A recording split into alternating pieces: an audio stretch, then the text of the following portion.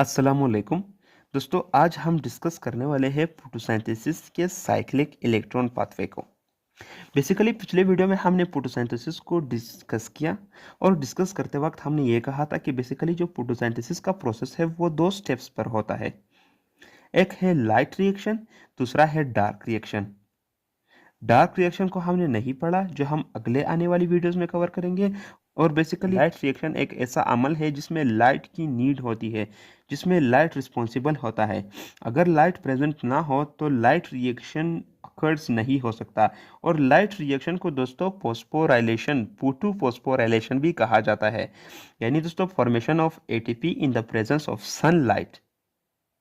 तो दोस्तों हमने ये बात की थी कि बेसिकली लाइट रिएक्शन में जो इलेक्ट्रॉन्स की पाथवे है वो दो तरीकों की है। एक है साइक्लिक इलेक्ट्रॉन पाथवे और दूसरा है नॉन साइक्लिक इलेक्ट्रॉन पाथवे। पिछले वीडियो में हमने नॉन साइक्लिक इलेक्ट्रॉन पाथवे को कवर कर लिया था। आज की वीडियो में हम बेसिकली बात करेंगे साइक्लिक इलेक्ट्रॉन पाथवे की और कंप्लीटली जानेंगे कि बेसिकली साइक्लिक इलेक्ट्रॉन पाथवे क्या होता है। तो आइए स्टार्ट करते हैं। Cyclic electron pathway also called is photo phosphorylation. दोस्तों साइक्लिक इलेक्ट्रॉन पाथवे को भी फोटो फोस्फोराइलेशन कहा जाता है, क्योंकि दोस्तों यहाँ पर फॉर्मेशन ऑफ एटीपी होती है in the presence of light, in the presence of sunlight. इसलिए दोस्तों साइक्लिक इलेक्ट्रॉन पाथवे को साइक्लिक इलेक्ट्रॉन फोटो फोस्फोराइलेशन भी कहा जाता है। It is the pathway where electrons come to their primary location. अब दोस्तों नॉन साइक्लिक पाथवे में हमने कहा था कि जहां से इलेक्ट्रॉन निकलते हैं वहां पे दोबारा नहीं आते। लेकिन दोस्तों साइक्लिक पाथवे में क्या होता है कि जहां से इलेक्ट्रॉन निकल रहे हैं रिएक्शन के लास्ट में दोबारा अपनी प्राइमरी लोकेशन पर आ जाते हैं, और वो हम यहाँ पे डिटेल से जानेंगे। दोस्तों आपको याद रखना होगा कि साइक्लिक इलेक्ट्रॉन पाथवे में नो फोटोलाइसिस ऑफ वाटर, यानी दोस्तों ब्रेकडाउन ऑफ वाटर नहीं होता। फोटो से मुराद सनलाइट एंड लाइसिस से मुराद ब्रेकडाउन, यानी breakdown of water in the presence of sunlight नहीं होता। वाटर के मॉलिक्यूल को नहीं तोड़ा जाता। और दूसरी बात ये याद रखनी होगी कि साइक्लिक इलेक्ट्रॉन पाथवे में NADPH नहीं बनता। हमने बात की थी नॉन साइक्लिक पाथवे में कि बेसिकली NADPH उसका एंड प्रोडक्ट है, लेकिन यहाँ पे NADPH नहीं बनता। और दोस्तों हमने ये भी बात की थी नॉन साइक्लिक पाथवे में कि बेसिकली वहाँ पर ऑक्सीजन प्रोड्यूस हो रहा था जिसे हम इनहेल करते हैं, लेकिन यहाँ पे ऑक्सीजन की फॉर्मेशन भी नहीं होती। तो आइए देखते हैं मैकेनिज्म, क्योंकि बेसिकली जो साइक्लिक इलेक्ट्रॉन पाथवे है उसका मैकेनिज्म कैसा है।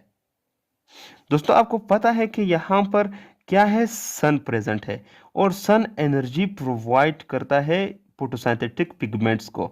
और ये एनर्जी फोटोसिंथेटिक पिगमेंट से एक से होकर होकर यहाँ पे जो रिएक्शन साइट है फोटो सिस्टम 1 के, वहां पर आ जाती है ये एनर्जी। और जो क्लोरोफिल ए के पेयर प्रेजेंट है रिएक्शन साइट में, उन पेयर्स को ये एक्टिवेट कर लेते हैं और उन पेयर्स से इलेक्ट्रॉन्स रिलीज होते हैं।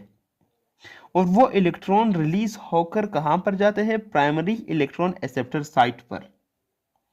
दोस्तों आपको ये याद रखना होगा कि बेसिकली फोटो सिस्टम क्या है। फोटो सिस्टम एक ऐसा क्लस्टर ऑफ पिगमेंट्स है, फोटोसिंथेटिक पिगमेंट्स, जिसके दो रीजन है। एक है दोस्तों ये एंटीना जो एब्जॉर्ब करते हैं सनलाइट को, और दूसरा ये रिएक्शन साइट है दोस्तों, जहां पे दो क्लोरोफिल ए के पिगमेंट्स प्रेजेंट होते हैं पेयर की हालत में, और जैसे ही ये एब्जॉर्ब करते हैं सनलाइट को, ये दो इलेक्ट्रॉन को रिलीज कर लेते हैं।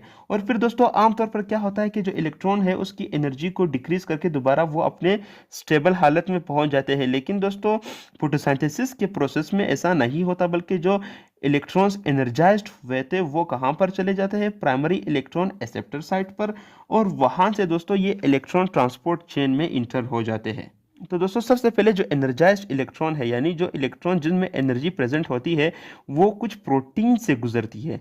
सबसे पहले वो फेराडोक्सिन प्रोटीन के पास आ जाते हैं, और फिर फेराडोक्सिन प्रोटीन से निकलकर साइटोक्रोम बी, और साइटोक्रोम बी से निकलकर साइटोक्रोम एफ के पास पहुंच जाती है। दोस्तों जब इलेक्ट्रॉन एक प्रोटीन से दूसरी प्रोटीन तक पास होते हैं, इस बीच एटीपी की फॉर्मेशन भी हो जाती है। और फिर दोस्तों साइटोक्रोम एफ से ये इलेक्ट्रॉन गुजरकर प्लास्टोसाइनिन तक पहुंच जाते हैं, जो कि एक अनदर प्रोटीन है। और दोस्तों लास्ट में यही इलेक्ट्रॉन दोबारा प्लास्टोसाइनिन से निकलकर अपने प्राइमरी लोकेशन पर पहुंच जाते हैं, यानी ये किसी दूसरे फोटो सिस्टम में इंटर नहीं होते। ये आपको याद रखना होगा दोस्तों। इसीलिए इसको साइक्लिक कहते हैं, क्योंकि दोस्तों जहां से इलेक्ट्रॉन निकल रहे हैं वहीं पर दोबारा इनकी लास्ट लोकेशन होती है, वहीं पर इनकी डेस्टिनेशन होती है। और इन प्रोटीन्स से जब इलेक्ट्रॉन का गुजराव होता है तो इसी बीच एटीपी की फॉर्मेशन भी होती है। इसलिए दोस्तों इनको फोटोफॉस्फोराइलेशन प्रोसेस भी कहा जाता है, साइक्लिक इलेक्ट्रॉन पाथवे को। दोस्तों यहाँ पे आपको याद रखना होगा कि it occurs only in rare condition, यानी बहुत ही कम ये साइक्लिक इलेक्ट्रॉन पाथवे होती है। If the PS2 is blocked, यानी दोस्तों अगर फोटो सिस्टम 2 ब्लॉक है तभी ये साइक्लिक इलेक्ट्रॉन पाथवे रन होती है। और if plants body needs extra ATP for reaction, और दोस्तों ये तब भी स्टार्ट होता है ये रिएक्शन जब प्लांट्स बॉडी को दूसरे रिएक्शंस के लिए सिर्फ एटीपी दरकार होती है, क्योंकि इस अमल से सिर्फ एटीपी की प्रोडक्शन होती है। तो इसलिए दोस्तों फिर प्लांट्स अपनी बॉडी में साइक्लिक इलेक्ट्रॉन पाथवे को रन करते हैं। Only occurs in PS1। दोस्तों आपको ये याद रखना होगा कि जो साइक्लिक इलेक्ट्रॉन पाथवे है वो सिर्फ और सिर्फ फोटोसिस्टम 1 में होता है।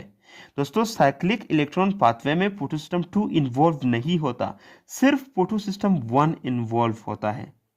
और फोटोसिस्टम 1 और 2 क्या होते हैं, ये दोस्तों हमने फोटोसिस्टम वाली वीडियो में डिटेल से कवर किया है। तो अगर आपको फोटो सिस्टम का इल्म नहीं है तो आप पहले वो वीडियो देख ले, ताकि आज की वीडियो आपको डिटेल से समझ में आ जाए।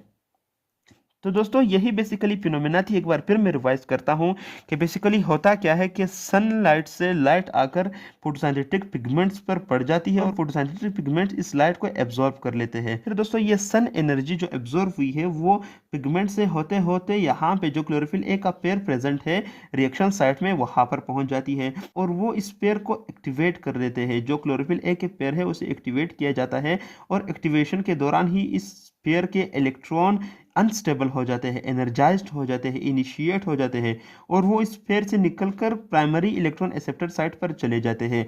और इस प्राइमरी इलेक्ट्रॉन एक्सेप्टर साइट पर क्या होता है कि ये इंटर हो जाते हैं इलेक्ट्रॉन ट्रांसपोर्ट चेन में और कुछ प्रोटीन से इन इलेक्ट्रॉन का गुजराव होता है। और दोस्तों लास्ट में दोबारा यही इलेक्ट्रॉन उसी अपनी प्राइमरी लोकेशन पर पहुंच जाते हैं जब रिएक्शन का एंड होता है। दोस्तों इन प्रोटीन से गुजरते वक्त एटीपी की फॉर्मेशन भी होती है। तो दोस्तों ये थी हमारी आज की वीडियो। उम्मीद करता हूँ कि आपको वीडियो अच्छी लगी होगी।